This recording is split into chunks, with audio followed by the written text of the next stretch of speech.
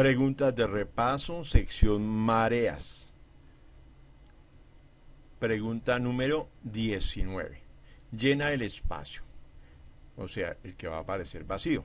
La fuerza de gravedad con unidades de Newton depende del inverso del cuadrado de la distancia. Pero la fuerza de marea, que es la diferencia de fuerzas gravitacionales por unidad de masa, con unidades de Newton por kilogramo, depende del inverso de la distancia. Entonces, bueno, para responder esto lo voy a responder en la última diapositiva, porque necesito explicar antes de comprender eso algunas cosas.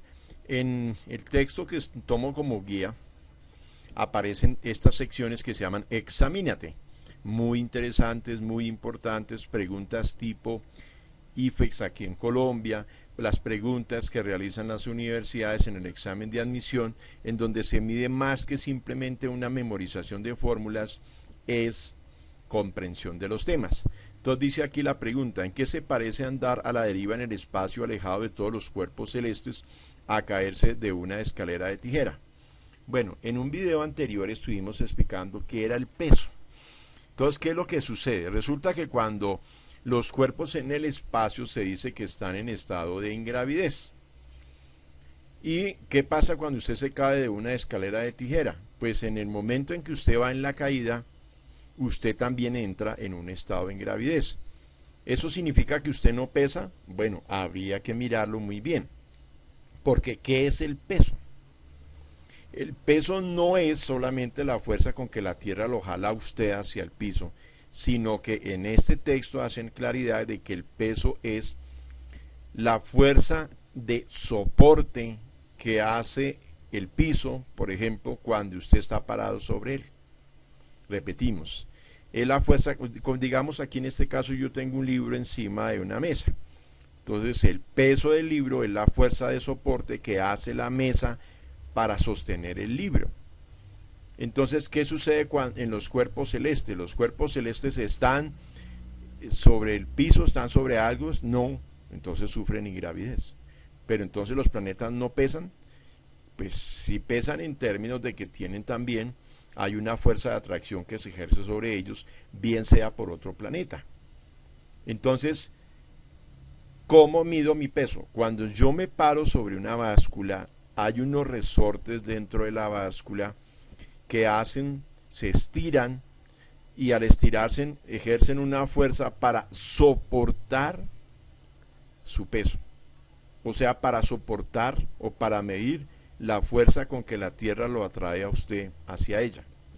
Quiere decir que cuando usted está cayendo, vamos a imaginarnos que se lanzó de un avión de una gran altura, y entonces cuando usted va cayendo, usted no le está haciendo fuerza, o sea, no hay nada que soporte su peso. Estamos hablando de una caída libre sin aire. Entonces, cuando usted va cayendo, como usted no le está haciendo fuerza a nadie o a nada, pues usted está en un estado de ingravidez y se puede decir que su peso es cero. ¿Qué sucede si hay aire?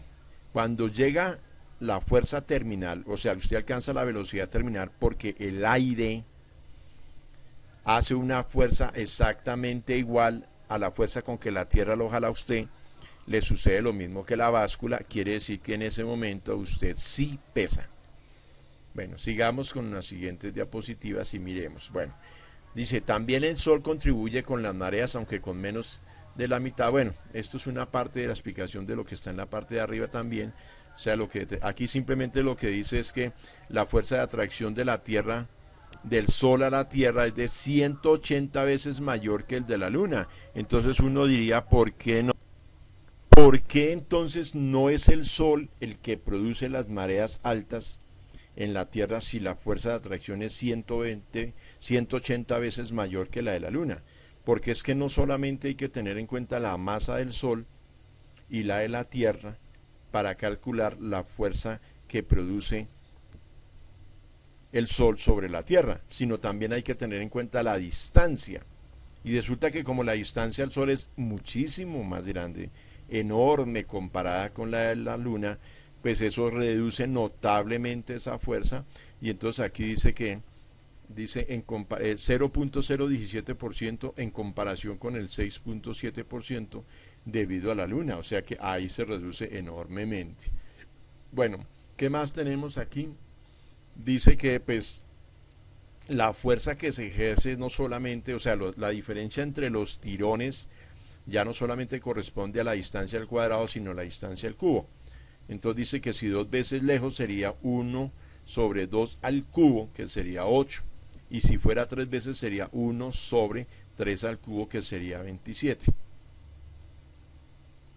Y para terminar, pues vamos a tratar de explicar algunas cosas.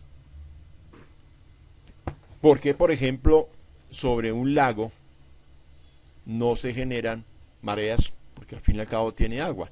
Dice que lo que pasa es que el tamaño del lago no permite que se generen ese tipo de mareas, porque lo que sucede es que debe haber una diferencia entre las fuerzas que se ejercen del centro del lago a sus extremos. Entonces, como el lago comparado con el mar no es muy grande, pues las diferencias entre las fuerzas que hay entre los extremos del lago y el centro no es muy grande, por eso no se producen las mareas, cosa que sí sucede en el caso del mar. Ahora, aquí hay una figura bien interesante, dice, la diferencia entre fuerzas de marea debidas a un cuerpo de 1 kilogramo a una altura de 1 metro sobre la cabeza de una persona promedio es de cerca de unas 60 billonésimas de Newton por kilogramo. Cuando la luna está arriba de 1 es aproximadamente 0,3 billonésimas. En consecuencia, un melón arriba de tu cabeza produce unas 200 veces más mareas en tu cuerpo que la luna. Pero entonces, ¿por qué las mareas no son significativas en tu cuerpo? Por la que decíamos que la fuerza de atracción entre los extremos del cuerpo y el punto central no es muy grande, pero sí se producen, pero son muy pequeñas. O sea, de pronto en el lago también, pero pues no son significativas. Entonces pues a veces cuando no es significativo algo se dice que no existe, pero no es que no exista. Dice, ¿qué micromareas puede producir la luna en tu organismo si solo son más o menos 5 milésimas de las mareas que produce un melón de 1 kilogramo puesto a 1 metro de tu cabeza? Y terminamos respondiendo la pregunta. Bueno, aquí aparece una gráfica mostrando cómo varía la fuerza de acuerdo a la distancia. A una menor distancia una fuerza más grande, pero como está a distancia al cuadrado, pero eso es para fuerza entre masas. Y en el caso de las mareas o las atracciones gravitacionales tenemos que es 1 sobre d al cubo. Entonces con mayor rapidez la fuerza disminuye. Y aquí entonces conclusión. Dice, el resultado de la diferencia de la fuerza gravitacional que existe a lo largo del diámetro de un cuerpo, pero la fuerza de marea, que es la diferencia de fuerzas gravitacionales por unidad de masa, o sea, estoy leyendo lo que aparece en la parte de arriba para responder cuál es la palabra que va aquí. Miren la palabra que va aquí, es promedio. Depende del inverso del promedio de la distancia. O sea, no podemos tomar una distancia porque no es puntual sobre lo que estamos midiendo, sino que es continuo, y eso hace que haya que tomar valores promedio.